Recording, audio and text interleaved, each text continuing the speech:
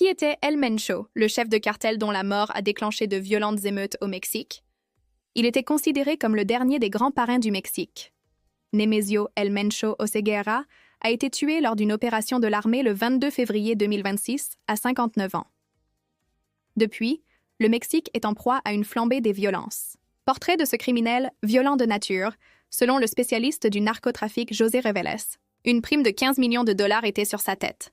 Fondateur du redoutable cartel Jalisco Nueva Generación, il en a fait le plus puissant du Mexique, par un usage débridé de la violence, n'hésitant pas à défier ouvertement le gouvernement. Après l'arrestation de Joaquín El Chapo Guzmán et Ismael Mayo Zambada, il était le dernier des grands parrains. Washington avait mis une prime de 15 millions de dollars sur sa tête. Le criminel attaquait de front les autorités, contrairement à d'autres organisations. Le 20 juin 2020, il lança une attaque sans précédent contre Omar Garcia Harfuch.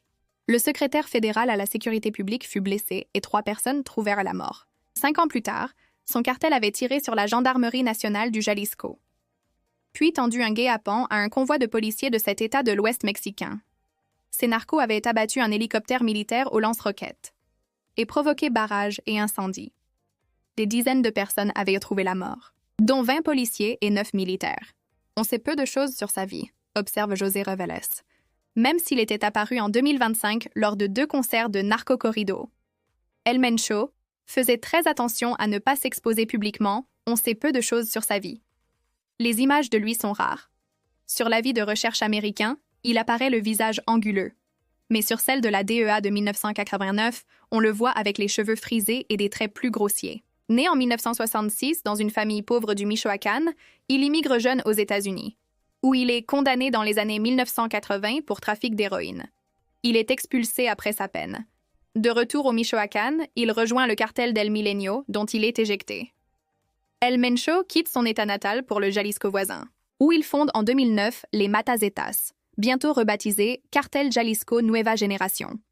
En 2011, le gang signe un de ses massacres les plus symboliques, laissant 35 cadavres près du lieu d'une réunion de procureurs. Le CJNG, prenant le dessus sur de nombreux gangs rivaux, se renforce à grande vitesse. Après l'extradition du Chapo et de Mayo, son cartel devient le plus puissant du pays, où les violences liées à ces groupes ont fait plus de 450 000 morts et 100 000 disparus depuis 2006. En 2025, le département d'État américain déclare le CJNG organisation terroriste, soulignant son caractère transnational avec une présence dans quasiment tout le Mexique. Trafic de drogue, d'armes, extorsion, traite de migrants, vol de pétrole et de minerais.